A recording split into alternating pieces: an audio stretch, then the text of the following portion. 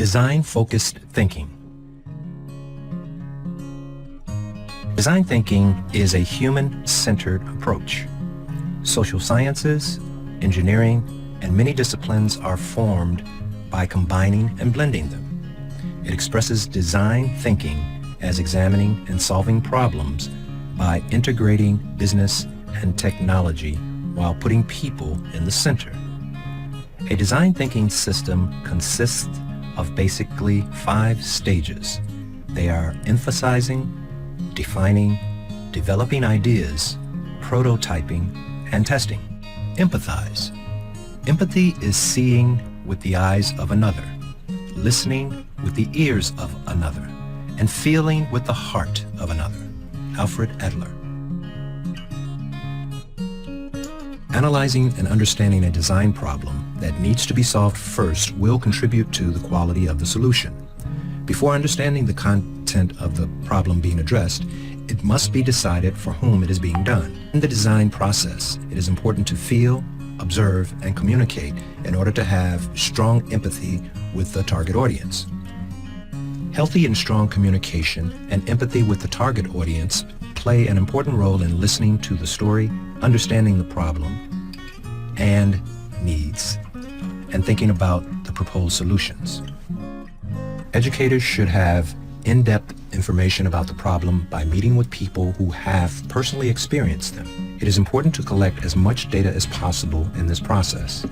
For this, it is important to observe the people at the center of the problem and to ask questions to answer them better. Then, the information collected from the field will be documented and analyzed with the whole team. Task at this stage: observing the area where the problem was experienced and the people who have personally experienced the problem. Educators can use disguised or undisguised methods of monitoring. Creating interview questions. Creating a meeting plan. Meeting with at least 5 people who experienced the problem.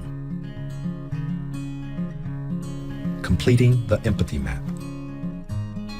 Observation planning can be created within the framework of the following questions. Who is our target audience? Who are the people experiencing the problem, and who are the ones in touch with those people? Which groups are in our target audience? How old is our target audience? If they are in different age groups, which age groups do they belong to? What is the profession of our target audience? Why this target audience? How did we determine our target audience? Why did we choose this issue? Why do we think people have trouble with this? What are our goals and dreams? What would it be like if we didn't have the problem we identified? And finally, what do we want to learn about the problem our target audience is experiencing? Where and how will we conduct our observations and interviews? Where will we conduct our observations and interviews? At what point? If it is a large area, will we be scattered at different points? How will we conduct our observations, interviews? What are the issues we should pay attention to? Do we have specific criteria for the people we will interview? It is important to conduct interviews with people from different classes, age groups, and interests, and with as many people as possible. Interview plan. Before starting the interviews, demographic information of the people to be interviewed should be obtained. In the interview, open-ended questions should be prepared in order to fully understand the problem and assess the stories. Interview planning can be planned within the framework of the following questions. Number 1, what do you wonder about this problem? Number 2, from which areas do you need to collect information? Number 3, what do you think the people at the center of the problem need? And number 4, what are the obstacles to overcome this problem? Active listening is the best way to listen. In design thinking, it is very important to understand the problem and people's approach.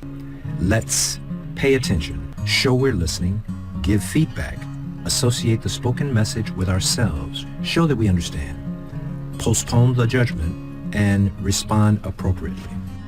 Defining the needs of the users or the group, which is seen as the target audience, starts with a good understanding of the problem and desire of the audience. Recognizing the target audience's problem and defining it simply and clearly constitutes the second phase of the design thinking process. At this stage, the cultural, daily living, and social structures of the target group need to be well defined. The process that will lead to the best solution is to specify the needs of this audience. In order to analyze and identify the causes of the problem and the consequences of the problem, the empathy map should be filled in with the information obtained from the field. Interviewed people experiencing problems. What they said, what they did, what they thought, and what they felt. Based on the map, a problem statement is created by determining the real needs, feelings, and problem situation of the users or those who have the problem. Idea development. At this stage, it is aimed to produce many different ideas for the design problem, especially in order to understand design problems and generate hundreds of ideas, even if ridiculous. The aim here should be to look and think from different perspectives on the subject. Then, previous studies to solve the problem are investigated. The resulting ideas are discussed and a decision is made on an idea. Prototype. The output of the idea or concept created during the idea development process is turned into a concrete example that is far from perfection. Since many prototypes may fail, examples are produced quickly and cheaply without complex details, away from aesthetic concerns. From the obtained samples, the faults and wrong design calculations are noticed. Testing. It is confirmed whether the product is ready for use or not and whether a healthy result has been reached. This cycle should be maintained until the product is finalized by making the testing process user-centered, taking the user's ideas and making the necessary arrangements.